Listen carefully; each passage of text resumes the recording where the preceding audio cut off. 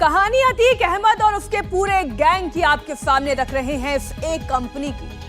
Police का कहना है कि अतीक अहमद एक गैंग चलाता है, वो केवल प्रयागराज तक ही सीमित नहीं है। उमेश हत्याकांड में फरार अतीक के बेटे, पत्नी, शूटर्स की तलाश में जो छापेमारी जारी है, उसमें अतीक की मदद करने वाले यूपी से लेके नेपाल तक में मिल रहे हैं। बात सही है। हालांकि अतीक को अब तक देश की किसी अदालत ने अपराधी घोषित नहीं किया है, लेकिन उस पर गुंडा एक्ट और गैंगस्टर की धाराएं लग चुकी हैं। ऐसे में अतीक के गैंग को लेकर पुलिस क्या कहती है, आइए ये भी आपको बताते हैं। IS 227 इंटरस्टेट 227 पुलिस की फाइल में यह शब्द और संख्या अतीक अहमद के नाम से दर्ज है। पुलिस का दावा है कि अतीक अहमद एक बड़ा गैंग चलाता है जिसमें 135 सदस्य हैं। 144 सदस्यों के खिलाफ अब तक एक्शन हो चुका है। पुलिस के कागजों में अतीक अहमद के लिए माफिया शब्द का इस्तेमाल किया गया है। फ्रीडम ऐप से सीखकर क्या आप सब्जियों की खेती करते हैं? अगर ऐसा है तो आप अपनी सब्जियों को 1 करोड़ फ्रीडम ऐप के जो ग्राहक हैं उन्हें बिना किसी खर्चे के आप उसे बेच सकते हैं। माफिया अतीक अहमद पर अदालत में 54 मामले लंबित बताए गए हैं। माफिया अतीक के गैंग के खिलाफ 49 तरह के अपराध लिखे गए हैं। गैंग के 14 सदस्य अरेस्ट हुए हैं। गैंग के 11 लोगों की जमानत रद्द की गई है। गैंग मेंबर के नाम जारी 68 हथियार के लाइसेंस रद्द किए गए हैं। 2 बार गैंग पंजीकरण की कार्रवाई की गई है। गैंग के खिलाफ 22 हिस्ट्री शीट खुल चुकी हैं। गैंग के खिलाफ 98 बार अपराध के लिए उकसाने की कार्रवाई हुई है। 14 बार गुंडा एक्ट के तहत कार्रवाई हुई है। गैंगस्टर एक्ट में 3 गुनाह के तहत 21 बार एक्शन हुआ है। पुलिस पेपर्स के मुताबिक अब तक अतीक के गैंग की करीब 2400 करोड़ की संपत्ति को नुकसान पहुंचाया गया है, तोड़ी गई है या जब्त की गई है। पिछले 20 साल में अतीक पर कई सरकारों में कई तरह के एक्शन हुए हैं। उसके गैंग और गैंग की संपत्ति पर भी एक्शन हुआ है। 2017 के बाद से तो अतीक लगभग जेल में ही है। तब उसका गैंग कैसे चलता है और उसकी संपत्ति कैसे बढ़ती रहती है? भावी अपराधियों के लिए तो जेल एक तरह से सुरक्षित स्थान है। बड़े बड़े अपराध ये नहीं, सारे अपराधी ऑर्गेनाइज स्वयं सुरक्षित रहते हैं। डायरेक्ट उनका इन्वॉल्व नहीं रहता है। पूरा षड्यंत्र करते हैं, सारी व्यवस्था करते हैं, अपराध कराते हैं, धमकाते हैं, रंगदारी वसूलते हैं, अपने सारे जो है सारे फायदे लेते हैं। चाहे गवाहों को डराना हुआ, धमकाना हुआ, या जो है अपने प्रतिद्वंदी को समाप्त करना हुआ, सब करते हैं। ये तो अतीक अहमद जो है, जब इन्होंने जेल से तमाम जो है वो किया था, जिसको सर्विलांस पर लिया गया था, पूरा जो है इनकी ऑब्जर्वेशन से तमाम प्रमाण आए। उस समय के कुछ जेल अधिकारियों के खिलाफ कार्रवाई भी हुई थी। सिस्टम का सपोर्ट, जब तक सिस्टम सपोर्ट नहीं होता कोई कुछ नहीं कर सकता। जैसे अतीक अहमद पहली बार चुनाव जीते निर्दलीय, उसके बाद फिर अपना दल से जुड़े, फिर सपा से जुड़े। एक तरफ देखिए ऊंचाइयां इनकी राजनीतिक में बढ़ती गई, दूसरी तरफ लूटमार, गुंडई, हत्या के मामले, ज़मीनों पे कब्जा करना, टेंडर लूटना, बहुत सारे दोनों रास्ते खुलते गए। इसी से इनकी ऊंचाई मिलती गई। और सत्ता का सपोर्ट, कोई भी गवर्नमेंट रही हो, चाहे बसपा सपा रही हो या बीजेपी, इस समय 6 साल हो गया बीजेपी गवर्नमेंट को। आप क्या समझ रही हैं? जेल में बंद करने से अपराध नहीं रुकता। जब सिस्टम ही कोलैप्स कर गया है तो हम किसी ईमानदारी या कानून व्यवस्था की बात नहीं कर सकते। अतीक अहमद अहमदाबाद जेल में है, उससे पहले देवरिया जेल में थे। इलाहाबाद के बाद देवरिया जेल में थे। यहाँ के व्यापारियों को बुला जूते जूते मारा, सीबीआई की जांच चल रही है।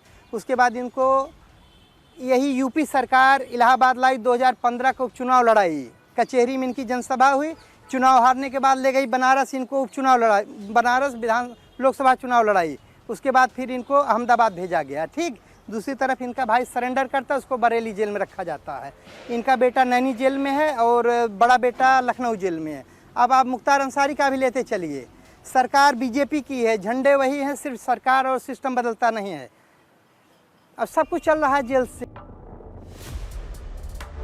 अब आपके टीवी स्क्रीन पर 8 जनवरी 2021 को इलाहाबाद के धूमनगंज थाने में दर्ज एक पुलिस की रिपोर्ट है। इसमें गुनाह की 11 धाराओं में 15 लोग नामजद हैं। इस रिपोर्ट में पुलिस को दी गई जानकारी के मुताबिक अतीक अपने गैंग की मदद से आरोप लगाने वालों को अगवा करा लिया था। उसे देवरिया जेल ले जाया गया था, जहां अतीक बंद था, और वहां उसने उन्हें धमकाया। अतीक के गैंग मेंबर्स ने उसे जेल के भीतर पीटा। अतीक ने उसकी जमीन अपने नाम लिखने को कहा। अतीक ने जनवरी 2021 में ही उमेश पाल को जान से मारने की चेतावनी दी थी और कहा था कि नेशनल मीडिया पर 15 दिन सुर्खियां बना रहेगा ये केस।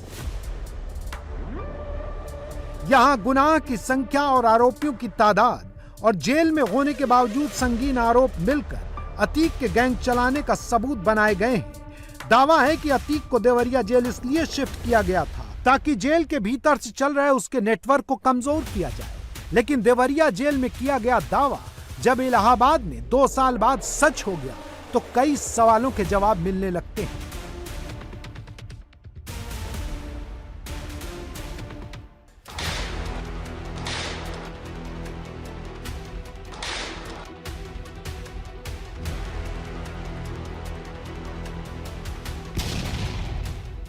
अतीक आपको भेजा गया देवरिया जेल में, क्यों, क्या कहना चाहेंगे? नो कमेंट, रोड बहुत खराब दिया। 25 फरवरी 2023 को इलाहाबाद के धूमनगंज थाने में एक और एफआईआर लिखी गई। इसमें 10 अपराध के तहत 9 लोगों को नामजद किया गया। गुनाह दिन दहाड़े उमेश पाल और 2 पुलिस कर्मियों की हत्या का। इसके बाद जांच शुरू हुई तो बरेली में 12 मार्च 2023 को एक एफआईआर लिखी गई, जिसमें लल्ला गद्दी के अलावा 3 लोग नामजद हुए और आरोप लगाया गया कि जमीन पर जबरन कब्जा अतीक के कहने पर हो रहा है। इसके अलावा उमेश हत्याकांड के बाद जब बरेली जेल में बंद अतीक के भाई अशरफ की जांच हुई तो जेल में करीब आधा दर्जन पुलिस अधिकारी और कर्मचारियों सहित 52 लोगों के नाम सामने आए। दावा किया गया कि अशरफ ने बरेली जेल, अतीक ने साबरमती जेल में बैठकर उमेश पाल की हत्या की योजना बनाई। जेल में मिलने आने वालों ने एक दूसरे के पास जानकारी पहुंचाई। पुलिस की जांच में एक व्हाट्सएप ग्रुप सामने आया है। इसमें 14 जिले के 52 मेंबर थे। इसका एडमिन अतीक का बेटा था। हत्याकांड से पहले ग्रुप लगभग खत्म हो गया था। जांच में लगे पुलिस अधिकारियों का दावा है कि अतीक अशरफ के सहयोगी कोलकाता से लेकर नेपाल तक फैले हैं। उनके सहयोगियों पर पुलिस का बुलडोजर कार्रवाई कर रहा है। इलाहाबाद, फतेहपुर में बड़ी संख्या में अतीक की मदद करने वालों के मकान तोड़े गए। पुलिस का दावा है कि यह एक्शन अतीक के माफिया नेटवर्क को मिटाएगा और गुनहगारों को कानून के कटघरे में खड़ा करेगा। हालांकि 2005 में जब अशरफ से जेल के भीतर से उनके नेटवर्क पर लगे आरोपों पर सवाल हुआ था तो उन्होंने खुद को निर्दोष बताया था। बताइए, जो राजू पाल मर्डर हुआ था उसमें जो गवाह थी रुखसाना जी, उनकी तरफ से वहाँ पे कोर्ट में एफिडेविट फाइल किया गया है कि उन्होंने कुछ नहीं देखा, लेकिन रुखसाना का ये कहना है कि उन्होंने कोई एफिडेविट नहीं दिया। उनका ये आरोप है कि आप लोग की तरफ से ये एक तरह से फर्जी हलफनामा उनके नाम से दिया। अब इसमें पूरी तफसील से बात तो आपको हमारे अधिवक्ता बता पाएंगे। मैं तो जेल में हूँ, अखबार मुझे वहाँ पढ़ने के लिए मिलता है। अखबार के ज़रिए से मुझे पता चला और उसमें उन्होंने अपने किसी मामले में हलफनामा दिया है। अखबार में जैसा कि मैंने पढ़ा कि उनको कुछ लोगों ने परेशान किया, गवाही का जोर डाला, उसके बिहाफ पे उन्होंने जाके हलफनामा दिया और बाकी इस बारे में तो ऐसी कोई जानकारी हमें नहीं है। जो ये कह रही हैं कि आप लोग दबाव डाल के इस मामले को वो करना चाहते हैं, इस आरोप में कितनी? हाँ, तो उनका स्टेटमेंट अखबार में हमने पढ़ा। उन्होंने कहा जो मुझे कहना है हमें वो मैं अदालत में कहूँगी। तो अदालत में मुकदमा विचाराधीन है, मैं भी जुडिशली कस्टडी में जेल में हूँ, तो ठीक है। हम तो चाह रहे हैं कि वो अदालत के सामने ही जो सच हो वो कहें। नहीं, आप लोग के ऊपर जो दबाव की राजनीति करने का आरोप लग रहा है, इसमें मैं तो खुद जेल में हूँ, जेल में रह के मैं कहाँ से दबाव डाल पाऊंगा। यहाँ हम आपको एक वीडियो दिखाना चाहते हैं। ये वीडियो इलाहाबाद में हुए उमेश पाल हत्याकांड से कुछ दिन पहले का है। इस वीडियो के बारे में दावा है कि इसमें अतीक अहमद की पत्नी शाइस्ता है। उमेश पाल हत्याकांड के आरोपी 2 शूटर एक साथ दिख रहे हैं। दावा यह भी है कि शाइस्ता एक शूटर के घर आई थी। इस वीडियो का इस्तेमाल भी अतीक के गैंग चलाने के सबूत की तरह किया जा रहा है। हालांकि अतीक की पत्नी पहले से अपने बेटों पर गैंगस्टर एक्ट लगाने की तैयारी का विरोध करती आई हैं। हम मुख्यमंत्री जी से यही प्रार्थना करना चाहेंगे, यही अपील करना चाहेंगे कि हमारे बेटे को गलत तरीके से फंसाकर जेल भेजा गया और अब उस पर गैंगस्टर लगाने जा रहे हैं, तो इसकी जांच करा लें। उमेश पाल की हत्या के बाद बरेली, बहराइच, फतेहपुर, नेपाल में अतीक के समर्थकों पर पुलिस एक्शन हो रहा है। पुलिस इसे गैंग का एक्शन मानती है। पुलिस के एक्शन का अशरफ की पत्नी विरोध कर रही है। वो कहती हैं, ये सब घर के लोग हैं, मदद करने जाते हैं, इनका गुनाह से कोई रिश्ता नहीं। नहीं, अपने शौहर के लिए बोल रहे हैं, अपने भाई के लिए बोल रहे हैं। मेरे शौहर और मेरे भाई का ही बार बार नाम आ रहा है। बरेली में कांड होता है, वो इन लोगों के नाम से बस जोड़ दिया जाता है। अतीक का पूरा परिवार अब संगीन गुनाहों के आरोपों में घिरा है। पुलिस की फाइल में वो माफिया, गुंडा और गैंगस्टर की तरह दर्ज है। अब अदालत की एक मुहर का इंतजार है जो बेगुनाह और गुनाहगार के बीच खाली पड़े मैदान पर लगनी है।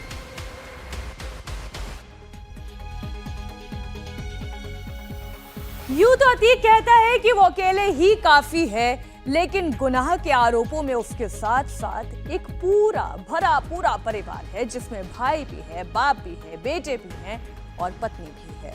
और आज हम आपको अतीक के अब्बा, बहन, भाई की पत्नी और बेटों के जरिए ऐसा ताना बाना दिखाएंगे जिसके सामने बड़ी से बड़ी क्राइम थ्रिलर फिल्म का भी प्लॉट फीका लगेगा।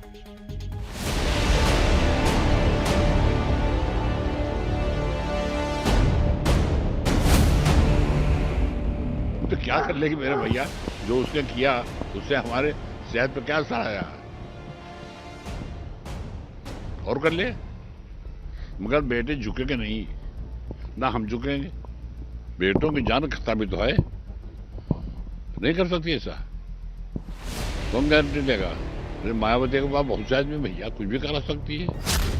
अपने बेटे की बेगुनाही की गुहार लगाते जिस चेहरे को आप अपनी टीवी स्क्रीन पर देख रहे हैं, ये पुलिस फाइल में दर्ज सैकड़ों गुनाहों के आरोपी अतीक अहमद के अब्बा हैं। नाम है फिरोज अहमद। हज करके लौटे तो नाम के आगे हाजी लग गया। इन्हीं के घर 1960 में अतीक का जन्म हुआ था। इलाका था धूमनगंज का कसारी नसारी।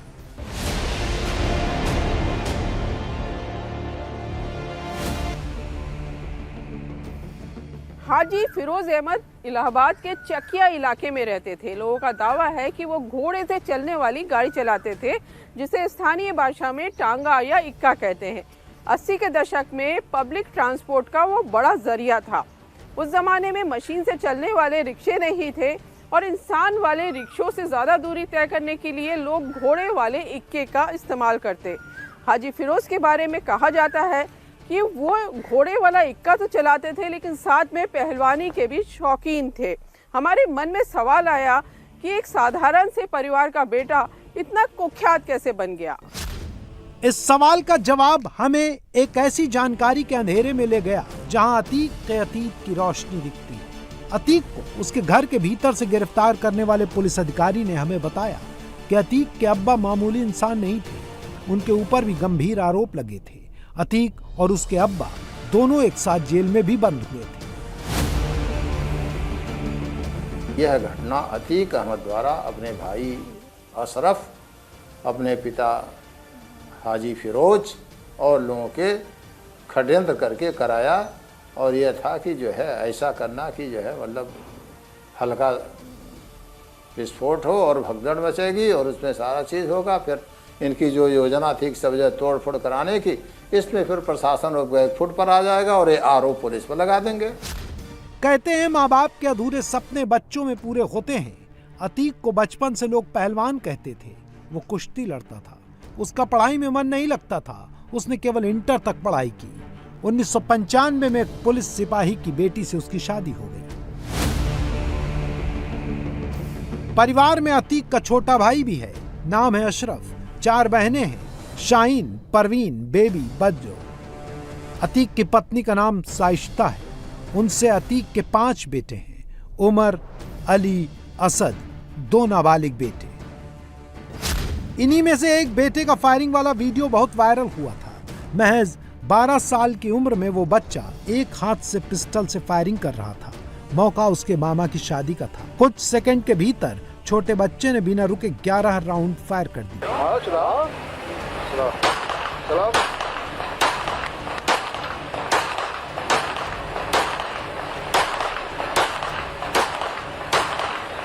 लेकिन अतीक से जब इस विषय में सवाल पूछे गए थे तो उन्होंने पूरी मासूमियत के साथ अपने बेटे के गुनाह पर पर्दा डाला। नहीं, वो देखिए, शादी वादी में बच्चों खिलौने हैं आजकल। अब बच्चे जो है खिलौने में आजकल ये माउजर और ये वो कुछ भी इस्तेमाल करने लगते हैं। तो वो हमने भी देखा है, किसी शादी के मौके का है। तो एक आध जगह शादी में ऐसा हुआ है कि हम बैठे रहे हैं, तो वो शादी की खुशी में, उनके मामा की शादी थी, अपने मामा की शादी की खुशी में, तो वो कुछ अब खिलौने भी ऐसे आ गए हैं जो लगते हैं बिल्कुल ओरिजिनल। तो चला रहा था, उसका किसी ने फोटो बनाया होगा। कभी अतीक और कभी उनकी पत्नी सबके सामने परिचय पत्र दिखाकर खुलेआम आते थे। इंडिया टीवी आर्काइव में मौजूद ये वीडियो अतीक के परिवार के अच्छे दिनों का है, जब उनकी पत्नी हिजाब में रहती थी, लेकिन पिछले कुछ वक्त से पूरे पर्दे में रहती थी। अपने शौहर के लिए हर मंच से गुहार लगाती थी, अब फरार है। अतीक की तीनों बहनें, भाई अशरफ की पत्नी, सब परिवार की रक्षा के लिए सबके सामने है। अतीक का जो बेटा हर कदम पर अपने पिता के साथ होता था, हर मैदान पर पिता के लिए लड़ाई लड़ता था, अब वो जेल में है। चाहे शौक से कहिए या परिवार की आवश्यकता कहिए या अपनी महत्वाकांक्षा, जो भी नाम लिया जा, उसके तहत ये सब होते गए। अब जब 2 पुत्र जेल में, तो तीसरा आ गया 9 में, उसमें तीसरा ही पड़ता है। सच पूछिए, ये बड़ी दुखद स्थिति है कि कुनवा का कुनवा, पीढ़ी की पीढ़ी अपराधी होती जा रही है। ये उसी तरह से है जैसे पहले समाज में पढ़ाने के लिए, उसके लिए गुरुकुल चला करते थे। ये अपराध कुल चल रहे हैं, इनके यहाँ अपराध की नर्सरी हो रही है, लोग अपराधी निकल रहे हैं। इनका ये समाज को योगदान है कि समाज के भक्षक तो बने हुए हैं, भविष्य के लिए भी ये जो है भक्षक तैयार कर रहे हैं। गुनाह की जिस छवि को पॉलिटिक्स के पाउडर से अतीक चमकाना चाहते थे, अब उनकी सबसे बड़ी दुश्मन वही बन गई है। अतीक पर आरोप है कि उसने राजनीति को बुलेट प्रूफ बनाना चाहा, लेकिन वक्त बदला तो अतीक का इच्छाधारी जिन आउट ऑफ कंट्रोल हो चुका है। 2019 का लोकसभा चुनाव लड़ेंगे आप? बिल्कुल लड़ेंगे। किस पार्टी से लड़ेंगे? किस पार्टी से लड़ेंगे? अब तय कर लेते हैं, इसीलिए सुकून से आए हैं। अच्छा, तय कर लेते हैं, अब यही वक्त है तय करने का। अच्छा। देवरिया जेल से बरेली की जेल में पहुंचे अतीक अहमद ने कहा कि वो जेल में रहकर अपने आगे के पॉलिटिकल फ्यूचर के बारे में सोचेंगे। अतीक का राजनीतिक जीवन 1989 में शुरू हुआ था, जबकि उसने चांद बाबा को इलाहाबाद पश्चिम की सीट पर हराया था। लेकिन सीट के कब्जे की लड़ाई ही उसके राहत से राजनीतिक कवच छीन ले गई। राजूपाल ने अतीक की असेंबली सीट जीत ली, तब से अतीक की सत्ता हिल गई। फिर राज्य की सत्ता बदली तो अतीक हिल गए, लेकिन वो और उनका परिवार मौके की नजाकत को समझ गया। सब योगी मोदी के गुण गाने लगे। योगी आदित्यनाथ बहुत बहादुर मुख्यमंत्री हैं, ईमानदार हैं और मेहनत कर रहे हैं। जैसा कि सांसद जी ने अभी लखनऊ में 20 तारीख को आए और मुख्यमंत्री फ्रीडम ऐप से सीखकर क्या आप सब्जियों की खेती करते हैं? अगर ऐसा है तो आप अपनी सब्जियों को 1 करोड़ फ्रीडम ऐप के जो ग्राहक हैं, उन्हें बिना किसी खर्चे के आप उसे बेच सकते हैं। मुख्यमंत्री जी की तारीफ की, तो उस तारीफ के जरिए हम भी यही चाहेंगे कि उस बहादुरी के साथ, ईमानदारी के साथ मुख्यमंत्री जी हमारे बच्चों का भी इंसाफ करें। जब अतीक पहली बार लोकसभा पहुंचे तो संयोग से योगी आदित्यनाथ उससे ऐन पहले संसद में घुसे। अतीक काफी देर तक फोटो खिंचवाता रहा। अब योगी आदित्यनाथ का बुलडोजर उसकी संपत्ति पर दौड़ रहा है। जो कभी राजनीतिक आका थे वो अतीक को बीएसपी का बता रहे हैं। हमारी पार्टी में आप बताइए किस पार्टी का सदस्य है, क्योंकि बहुजन समाज पार्टी से आपकी दोस्ती है इसलिए बहुजन समाज पार्टी का नाम नहीं ले रहे आप। और फिर मैं कह देता हूं, इसी हाउस में कह रहा हूं, इस माफिया को मिट्टी में मिला देंगे। सरकार किसकी है? वैसे अतीक की पत्नी बीएसपी में आ गई थी और अतीक असदुद्दीन ओवैसी की party All India Majlise Ittehadul Muslimeen में, लेकिन कोई राजनीतिक दल अब उनके काम नहीं आ रहा है। इंडिया टीवी हर वक्त हर जगह डाउनलोड करने के लिए सर्च करें India TV news Google play store या ऐप स्टोर पर।